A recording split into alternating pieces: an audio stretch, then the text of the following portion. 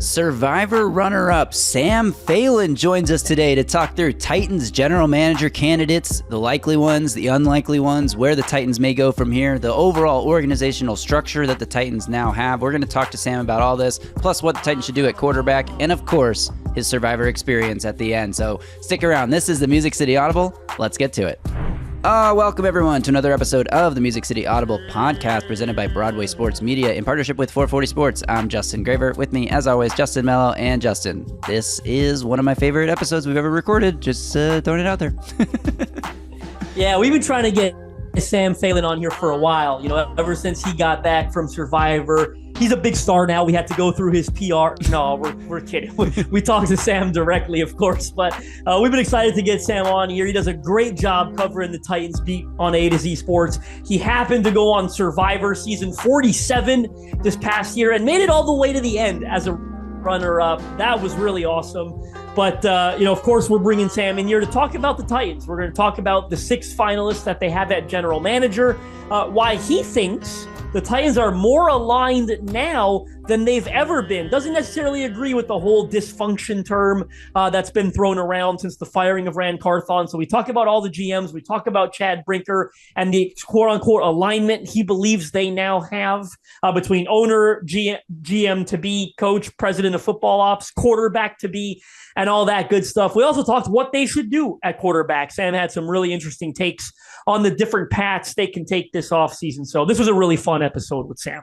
Great tease, Justin. Let's hit, before we bring him on, I'll Drink to That, presented by Sinkers Beverages. And here's what I'm drinking to. The chance to talk to Sam about Survivor. For our listeners who don't know, I am just a massive Survivor nut. My fiance and I recently watched the entire show from beginning to now. Like, we literally went through season by season and watched the whole thing over the last 6 months or something. Before Sam's season started, we caught up and watched Sam's season live too. So I really fanboyed out towards the end of this episode, and I hope that's okay with everyone, but we did get a lot of good Titans talk into. So that is what I'm drinking to, presented by Sinkers Beverages in East Nashville. Yeah, I forced Graver to throw a couple Survivor questions at the end if he wanted to, but made sure we get all the good, juicy Titans. They're hiring a GM, for crying out loud. So spent the majority of the time talking about the GM process before I entertained Graver for a couple minutes and let him get out all his fanboy questions. But I thought what you were going to drink to, so I'll just throw this in, was Dane Brugler having the Titans go Cam Ward, number 1 overall, in his 2-round mock draft that just dropped on The Athletic. He had them go Jack Sawyer in the 2nd round, edge rusher from Ohio State. Brugler says in the intro that these mocks, not what he would do. It's more so what you talk to sources around the NFL, college ball. Take it for what you will. Drink to it or not. He's got Cam Ward, number 1. Well, Justin, I think you just outed me as a Cam Ward fan because I haven't put that take into the world yet because I want to get through. I thought you had. My bad. You been cooking that one up. I'm trying to work. You're slow cooking that thing. I am. Anyway. Well, look, I was working my way through Cam's films, and then my fiance and I decided to leave Los Angeles for the week just to get away from all the smoky, toxic air and stuff. And so to put a little bit of a pause on my scouting, but I want to get through more of Cam Ward's tape before I form my final opinion of him and get to some of the bad games that I haven't got to yet because I've really only seen his best games and they are extremely exciting. The upside is very high. So yes, I will drink to Cam Ward being mock drafted to the Titans by one of the smartest draft experts in the landscape. But yeah, I guess now that people know, I like Cam Ward a lot. All right, I'll Drink to That, brought to you by Sinkers Beverages, the premier wine, spirits, and beer store in East Nashville, serving the community since 1985. Their knowledgeable staff is proud to help you with large parties, themed events, or finding something unique for a special occasion. From birthday parties to milestone celebrations to everyday moments, Sinkers can help with the right drink for every occasion. And if you head to the sinkersbeverages.com website or check the link in this podcast description, you can join the In Crowd. In-crowd members get access to allocated wines and spirits, exclusive events, early access to barrel releases, and more. Plus, Sinkers Beverages is on Uber Eats, making it the most convenient way to get your booze delivered to your front door. All right, Justin, should we do it? Is it time? Sam Phalen, get him on here. Let's bring in Titans reporter and Survivor runner-up for you, Sam Phalen. Yes, without further ado, let's welcome him in now. We are thrilled to be joined now by Sam Phalen, who obviously covers the Titans for AtoZ Sports, but is also the most recent Survivor runner-up, which is a huge accomplishment. I happen to be a massive Survivor nut fan, Watched pretty much every season, most of them multiple times. But Justin Melo over here, not so much. That's okay. So we're going to talk Titans, of course. That's why we brought you on, is to talk Titans. But then I would be remiss if I didn't take this chance to ask you some questions about your Survivor experience too. So I'll turn it to Justin first for the football stuff. But Sam, thank you for joining us today. How's it going? Oh man, it's good. Enjoying the off season, the kind of exhale that exists at this time of year, and preparing to ramp back up into draft stuff. So this is kind of, we're in this in between period, figuring out what's going on with the general manager, and we'll be full tilt again pretty soon. But yeah, doing very, very well. Yeah, it's definitely busy, Sam, and that's exactly where we're going to start. The Titans initially identified 10 candidates to be GM. They've narrowed that list down to 6. Hosting all 6 guys for in-person interviews this week. Some of them already complete, some of them to be completed. I'm curious what you make of this search, specifically of the 6 finalists that they've identified. Yeah, well, the 6 finalists to me are all guys that I think logically would make a lot of sense. The one guy that stood out to me that didn't make this finalist, that I was surprised did not receive a second interview, would be Mike Berry over with the Seattle Seahawks. Really feel like he checked a lot of those boxes with a scouting background, probably a guy who's 1 or 2 steps away, 1 or 2 years away from being GM ready. But, I kind of feel like that's the bucket that the Titans are going to have to play in. The most interesting thing of these finalists is the Mike Borgonzi in Cunningham of it all.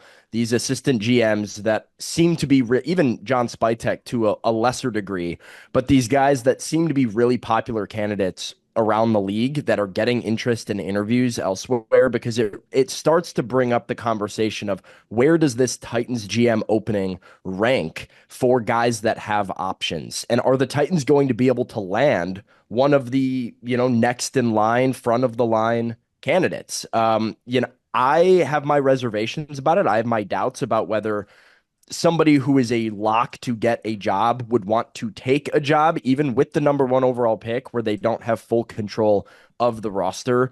But you've got 6 candidates with extensive scouting backgrounds who I think still have very active roles in the draft process for various organizations. And for everything that we have come to learn about what the Titans are looking for, it definitely makes sense that somebody who's going to be, at the Senior Bowl, at pro days, at the combine, doing all the things that maybe Chad Brinker doesn't want to do, to then bring back that data to the rest of the front office.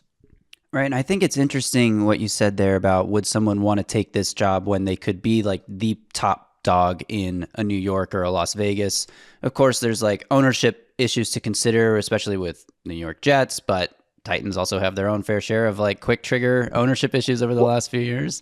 Yeah, I mean, that's like 3 things, right? If there's 3 big negatives to this Titans job, it's you don't get to pick your head coach, you don't have control of the roster, and you have a volatile ownership group that has now shown a quick trigger to make firings to executives. And so if job security and control and the ability to build culture is something that you're looking for, I don't know if you have it in Tennessee. And that is the question I think that we need answered here in the next week. And the other side of it is, if you're a Mike Borgonzi or someone who's like been a hot name in this type of cycle year after year, and you're waiting for the right opportunity, and let's say he is interested in the Titans job, it's a slight step up from where he is now, even if it's not like a typical full GM role. How long does he stick around? If he comes here and has 2 years of great success, then he can go be the top dog at any organization he wants, essentially.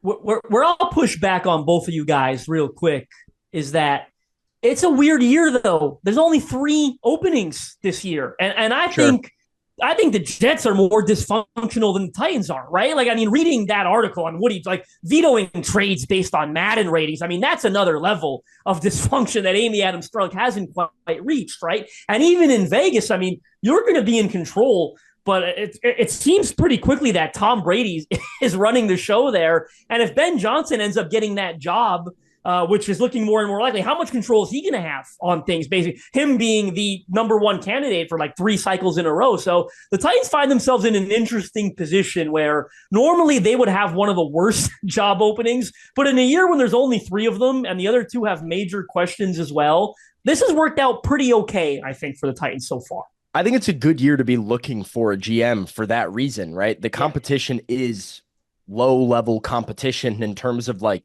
dysfunction and question marks in all three spots. I think the point that I would make back to that, if you're looking at a specifically like Borgonzi, maybe Ian Cunningham a little bit less, why would you leave Kansas City? I mean, we talk about Ben Johnson and Ben Johnson being this head coaching candidate who's contending for Super Bowls, has, getting paid big bucks for a coordinator in Detroit, is beloved there. And he's made it very clear, right? He's only coming out for the perfect opportunity that feels like the right fit for him. You are potentially about to be back to back to back Super Bowl champions as Mike Borgonzi, who can snap his fingers and get a job in any cycle that he probably wants at this point in his career. There is so much success. He's learning from the best in Kansas City. That to me would be the thing. If you're looking at three dysfunctional jobs that don't make a lot of sense for your career longevity, right? Like stay in Kansas City another year and wait for that right fit to pop open. I'm totally with you, Sam, on that. But where I found something really interesting is he has started to show a willingness to take a job where he hasn't really done that too much. Like he interviewed last year in Washington, and by all accounts, he wanted it. Why wouldn't you, right? New ownership. That was a good job. I understand that, but he wanted it. Now he's interviewed in Tennessee twice now. He's interviewed with the Jets. I feel like obviously we don't know why, and he could still turn them down, but I feel a shift in his behavior where if you look back 4 or 5 years ago, he was flat out declining interviews and declining opportunities. Now It's like he wanted it in Washington last year. He's interviewed at Tennessee twice. He's interviewed with the Jets now at least once this week. I'm starting to get the feeling that he sees it's time to make the jump, and he knows, I mean, his situation might be unique, but he knows at the same time, 32 of them, you're only hot for so long. I just feel like there's been a shift in his approach. But is the GM job that he wants a boots on the ground scouting general manager position? Or is it that office job? Is it the cap, managing the cap and the analytics and roster control while he gets some advice from his president of player personnel or his scouts and his area scouts? Like, that, to me, if I'm Mike Borgonzi or Ian Cunningham or one of these guys that has seemed like a lock for a job for a while, that's the job that you've been getting ready for. You've been getting this office experience as an assistant GM to prepare to take that jump to be the head honcho. And if Borgonzi is in that spot that, like you talk about, where he's starting to show this willingness to take a job, he's getting this itch to start and have his own show. Well, you don't have that here. As much as you would, potentially, like, the title might be nice, the pay increase would be nice. But if Chad Brinker tells you we're drafting player B instead of player A, that's what the Titans are doing. They've made that clear. So forever, we'll see, right? Like, I could very much be proven wrong by the end of this week, and I would be a little surprised to see Borgonzi be the hire. I feel like it's the other three candidates, and even Ed Dodds to an extent. I'm kind of like a 7-year assistant GM that has never really had a ton of success in Indianapolis. Even though he has a good scouting background prior to Indianapolis, the Colts have never won the AFC South in the Ballard Dodds era of that franchise. I look at the two, and I'm sure we'll go to like the more realistic or my favorite candidates. It's somebody who might be a step away, the Terrence Gray, the John Eric Sullivan over in Green Bay. These guys that are active scouts who do this, road scouting all the time with their current organizations that then get, a huge promotion, a huge pay increase, that get to potentially put themselves in a position, like you mentioned, Justin, to, do well for 2-3 years. And then you can go be the president of football operations somewhere and really run the show. Right. So would that be your favorite candidates then? The guys that are maybe not as highly heralded, but who would benefit more personally in their career to take that next step? I mean, I really love both Gray and Sullivan. I know Titans fans might roll their eyes at the idea of Sullivan coming in because of the Chad Brinker tie, because they worked together for 14 freaking years in Green Bay. And there is that part of you that goes, another buddy hire. Why does it have to be your friend? I think with the particular position the Titans are in, harmony matters. And it matters to me and what I'm looking for out of this front office, right?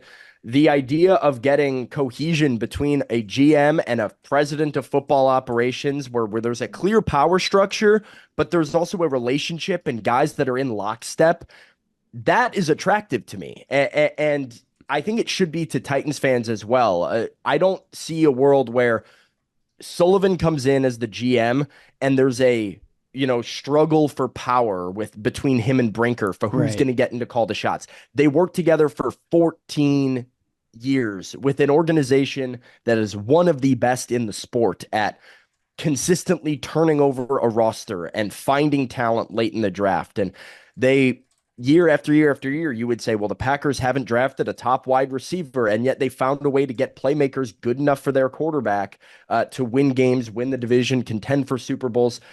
I like that fit. Terrence Gray, again, a guy who was with the Kansas City Chiefs, who spent a long time doing college scouting with the Vikings, another very good organization in terms of player development and, personnel.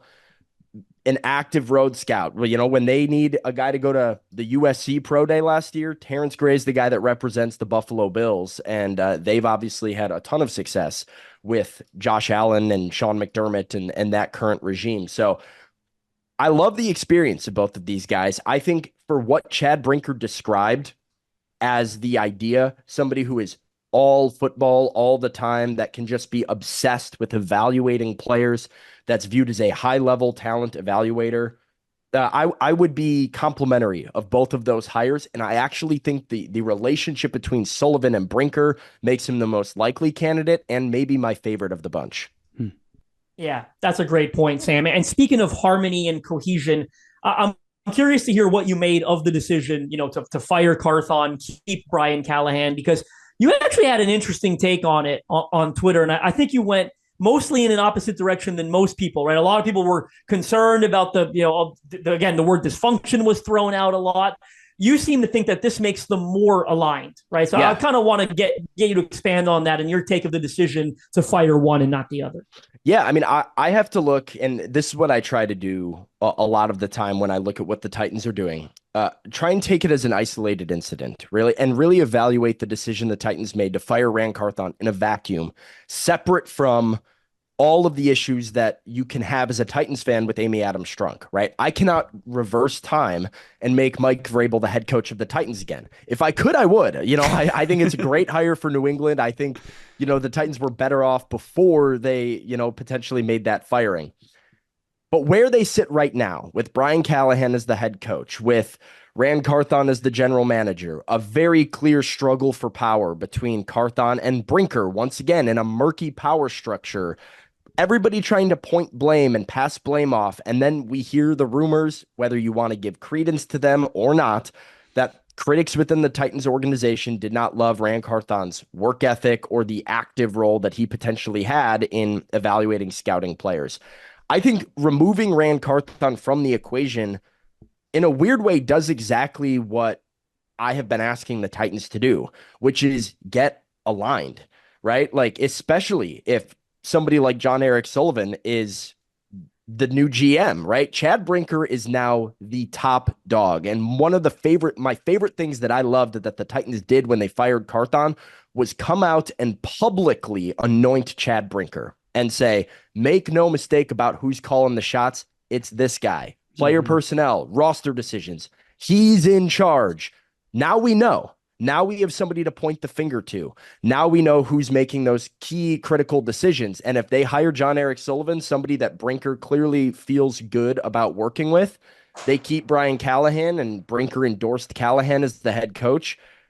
We'll talk quarterback in a little bit, but whether it's drafting a quarterback first overall or signing one, that's your choice. And now you have a president and GM and head coach and quarterback who can all be tied together, and we can attribute blame to all of them if it goes poorly, so that we're no longer doing, hopefully, this, tag you're it sort of exchange. And whether or not you as a Titans fan would want to trust that Amy Adams Strunk will actually stick to this group, fair criticism, right? I'm not sure I have confidence in her to do it either, but I'm trying not to make my judgments of the individual decision to fire Ran Carthon based on what I think Amy is going to do in the future or what Amy's done in the past, and looking at it as where it puts them now. Yeah, Sam, brief follow-up question there. If the Titans front office was Survivor, who would win and why is it Chad Brinker? Oh man, I might have said Ran. You get what I'm hinting at. I mean, it's crazy because we talked about this in the Titans media core during the NFL season as my season of Survivor was airing. And we kind of had this realization of the Titans front office functioning a lot like a Survivor season. And it's like every season, somebody's got to go. Somebody's going to be the one that's voted off and clipped and blamed. And Amy's the one with all the power. Amy can't get voted off. And so it's basically this constant struggle, right? Amy's got the immunity necklace and everybody's trying to be Amy's number one. And it was John for a little bit, and then it was clearly Mike, and it pushed Robinson to the outside. And then Rand sort of scooted his way in there and did his little politician social game thing and got Mike Vrabel to boot. And now we're starting to see that, Chad Brinker has done the same thing. I would say he is probably the most insulated person right now if you're looking at that front office, because in a world where the Titans bottom out once again in 2025, or it's a very disappointing season and the quarterback that they choose does not meet expectations, I think we're all probably in agreement that the next victim is Brian Callahan, whose head is under the gun a little bit. And maybe Chad Brinker stays. That would be a poor decision. It would be a toxic decision. It would be another example of this dysfunction, but it's certainly more likely that Callahan would go than Brinker would go. Yeah, I was going to ask you next if you think Brian Callahan is sort of a dead man walking it going into this next year, because Chad Brinker has said all the right things about, like, we have faith in Brian Callahan, but it's also come with this undertone of, like, he's got to show us something next season. And I don't know, there's been some rumblings that maybe Brinker isn't the biggest fan of Callahan, and I can't substantiate any of that, but I'm just curious if you think with a good season, Brian Callahan survives, or is it a situation where it's like Brinker is biding his time because he does want to pick his own guy, and Callahan, it doesn't matter how good or bad they do, he's going to be out. Yeah, I mean, I would like to believe that Brian Callahan has a chance to stay with a good season, just because from a logical point of view, right, it wouldn't make sense for Brinker to bide his time when you have a chance to do a coaching search now. You have a chance to go interview Ben Johnson and go interview Aaron Glenn and go interview Mike McCarthy and all of the top candidates that are probably going to be getting jobs in this cycle. So why bide your time, I guess? Why allow Brian Callahan to coach a rookie quarterback? If it is a rookie quarterback, why start that if you're then planning to pull the plug? My take on, the Brian Callahan situation from 5-6 weeks ago has been the same, which is they either need to fire him one and done, or they need to be willing to commit to him for 2 or 3 more years. You need to get him 3 years on the job, multiple years with whatever quarterback it is that he chooses, a chance to really develop this system before you hit the reset button.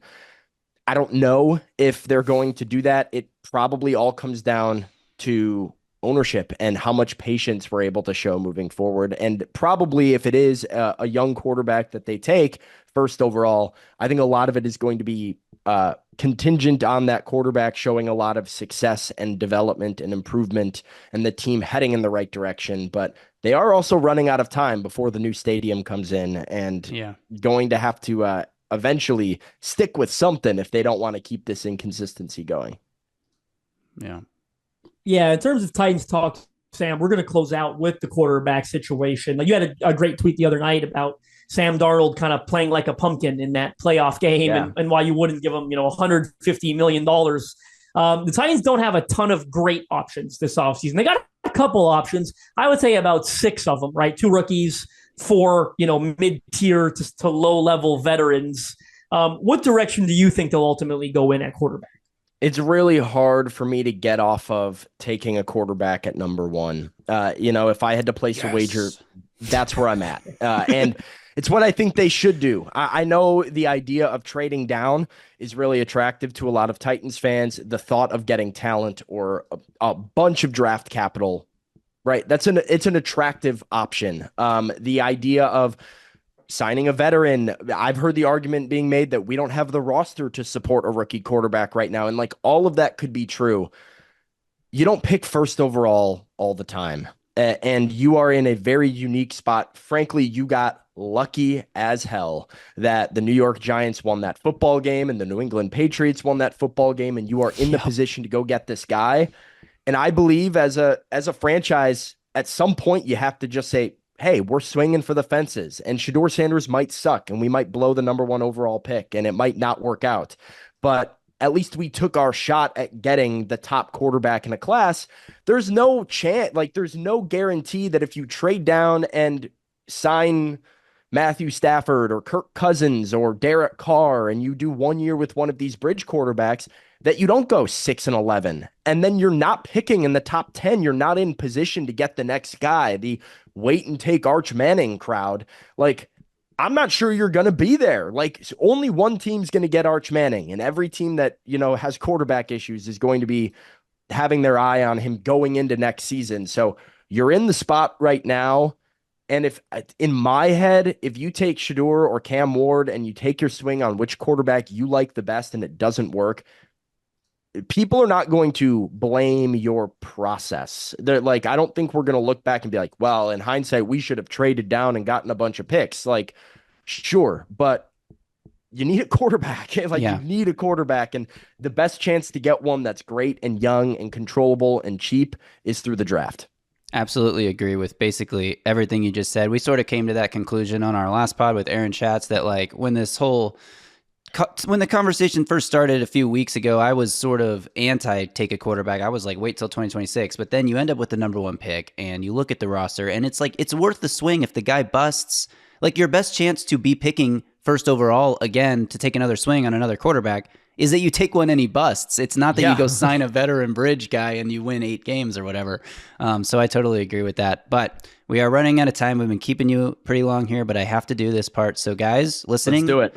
We appreciate you. We're going to transition now to the Survivor talk. If you are a Titans fan and you've never seen Survivor, I encourage you to please stick around, give this conversation a chance. I think it's going to be interesting whether you watch the show or not. And give the show a chance, man. I've been told by so many people that, I've never watched Survivor.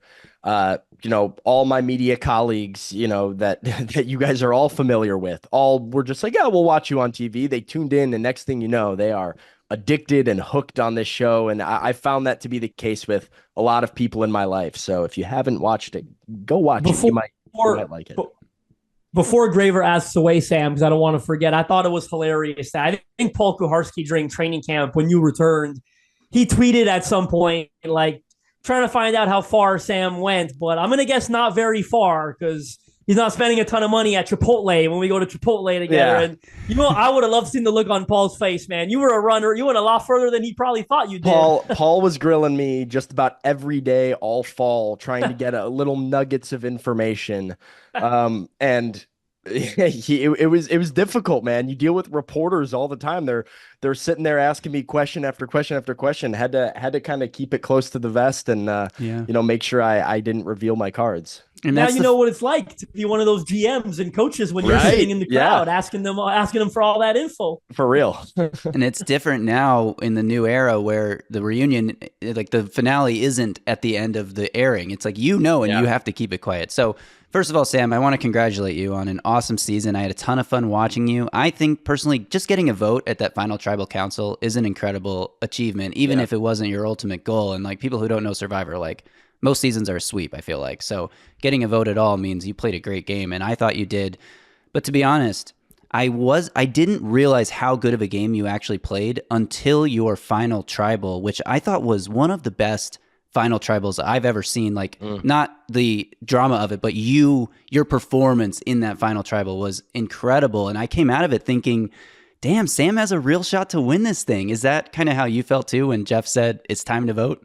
Yeah, I mean, I knew, one of the things that I was going to have to be conscious of playing the game was like intentionally lowering my threat level. Yeah. I was the tallest guy on the cast, one of the bigger guys on the cast, so immediately kind of labeled as a physical threat in the game. I've been watching the show since I was a baby. Like I love Survivor. I know it like the back of my hand, and I know it so well, and that's comes across when I talk about it to people in and out of the game. So now you're this guy that like is pretty smart, can speak really well and speaks for a living, knows the game like the back of his hand, and is one of the bigger guys out there. My threat level just kind of is at the moon. And I think you saw that throughout the season of, regardless of what was going on, everybody was afraid to go to the end with me. People were trying to get me out of the game for a really large chunk of it. And so my best play was to find ways to lower my threat level, elevate other people's threat levels, and try and put as many shields in front of me as possible to keep surviving. I was able to just barely do it, but the twisted thing, I guess, about Survivor is that playing in that active way to lower your threat level hides a lot of the things that you're actually doing. And so, yeah, I mean, I knew showing up to Final Tribal Council, I was fighting against the narrative of what all the things that Rachel had accomplished and done, which were very loud things in front of the jury. A lot of them, like immunity necklaces and idol plays, and I knew that I was going to have to absolutely, pull no punches if I was going to make an impact. And I really feel like I did that and, put on a little bit of a show and let everybody know. It came out with just one vote, but like I had a handful of jurors come up to me and be like, dude, like you really put it, you see in the show, at the end, how many people go up and are torn and don't know what they're doing as they're writing a name down. So really felt like I made it just about as close as possible. Yeah, I feel like you got caught up in that situation where Rachel was just perceived as the person we need to get rid of. And if that person makes it to the end, then they usually, like it's like Ben's season, like that person just wins when they are the guy we need to get rid of the whole time, or Tony, like whoever, or the guy or girl. And you were the first one to realize that she needed to go. And by the time everyone else caught up, she just went on her immunity run. But I want to talk more about like your experience watching the show back, because I think this is one of the most interesting things, and you never really get to hear from Survivor players who see their gameplay unfold. When you were watching the season, did you see anything that gave you some regrets about how you played certain aspects, or did you see something that you were like, oh, wow, I didn't realize that player was doing this? Or did you have a moment where you were like, I knew that was going on and I couldn't prove it? Or like, what was that experience like watching it back? I don't want to, I really don't feel like I watched it back and had any regrets. And, it's very easy to do the hindsight game when you watch Survivor and you look back at, for me, like I look back and I am watching the episode where I keep Andy in the game and choose to take Annika out of the game, right? And it pretty much immediately flips and does not go my way when Andy betrays us and goes against us. And as much as you want to say, okay, hindsight, was that the right move? And you want to start asking yourself those questions. The butterfly effect in Survivor is so damn real. And like the thought of like, hey, well, you remove this person from the game and add this person, and the social dynamics shift entirely. Everything is changed. And, I kind of have to look, why did I make the decisions that I made in the time with the information that I had? And was that sound thinking? And pretty much throughout the entire game, I felt good about my decision-making based off of, the position that I felt like I was in. Can I stop you there real quick with one thing? Yep. The idol you found. So you were in a situation where basically everyone on your tribe already knew that you did a great job, I thought, involving them, making them feel like part of the hunt. Yeah. But why didn't you go for the more powerful? Obviously, you probably only knew that there was you didn't know how many more levels there were to it, but to know that you could have gotten like a full idol, that could have changed the game post-merge. But I also understand, like, maybe you didn't want to make yourself a big threat. You already talked about reducing your threat level. And if everyone knows you have an idol, that changes things too. So I'm just curious what you're thinking on that. I didn't want to find an idol at all. I was hoping not to find an idol. It was not something that I had on my bucket list, really. It was not something I was seeking. I knew all of those things that I mentioned earlier about how I was going to be perceived in the game and like the threat that I would come across to for people. And now if I'm the big guy that knows the game, that's social and pretty well liked by everybody, that can speak really well and has an idol, like real big problems for me as far as like how people are perceiving me and their imminent threat to get me out. I kind of changed my thinking on looking for the idol when I was in this precarious position balancing Andy and Annika and all these relationships, and I really wanted to make sure I just knew where the idol was. That was the benefit of finding it to me, was then if I find it, I know that Annika and Andy don't have it and that my plan is still locked into place. So also, I find the idol on day 4, and it's the day after. It's a dead day where we don't have anything going on. It's the day after the first tribal council. Our tribe is kind of under the impression that we might be this disaster tribe that continues losing. We might have to keep going back. I knew how long the first set of tasks had took me, and I had help. Now, if I'm trying to extend it for multiple rounds and I'm trying to do all these other tasks, it might take multiple days and I might not have a vote to execute my potential plan at the next tribal. So for all of those reasons, getting it out of my hands, lowering my threat level, and then also just being able to control the information, it was smarter to me, I felt in the moment, to just have it locked, ready to go and end it there. Yeah, and that makes sense. I just feel like if you had that idol post merge in a scenario where no one knew about it, it really could have changed the game. But that's that was the other game changer for me. There is like finding an idol by yourself is a lot different than finding an idol when you're standing next to somebody. And unfortunately for me, I was with Annika when I first picked up the package, and that kind of set off a chain reaction of events of like, okay, how do I need to handle this now? Trying to make sure that I told everybody in my alliance about it, told all the girls about it so that they all felt good about me and nobody thought I was being sneaky or hiding information. And I would have loved to have found it by myself. And in that scenario, perhaps I choose to go for it a little bit further. Yeah. Well, it's great to hear from you, Sam. I mean, I could ask you questions about this show and your season and other shows like Traders and everything else for hours, but we've taken up too much of your time already and our listeners' time, especially if they aren't Survivor fans, but maybe this will give them that motivation they need to go check it out, watch your season or watch 48 when it comes out. But really appreciate you joining us today, Sam. Thanks so much for your time. It's been fun. Of course. Thank you, guys. All right. Thanks again to Sam Phalen. Love that conversation. As you guys could tell, I'm a big nut, and like I said before. So that was awesome. Big thanks to Sam for his time there. And Justin, we'll be back soon because as soon as the Titans announce a GM hiring, which, you know, it's been speculated that could happen as early as this weekend. Yeah, imminent. They're going through their round 2 interviews as we speak. Like literally, as we're speaking, somebody's being interviewed right now, I believe. So we'll be back as soon as that is announced, and that'll probably be the next time we talk to you guys. Yeah, that'll be really soon because we're going to have an emergency reaction podcast, hopefully as soon as that happens. So you're going to get another episode here probably in a day or two. Right. All right. So that'll do it. Until then, you guys stay safe out there. And as always, tighten up. Up today. We're going up. Tighten up.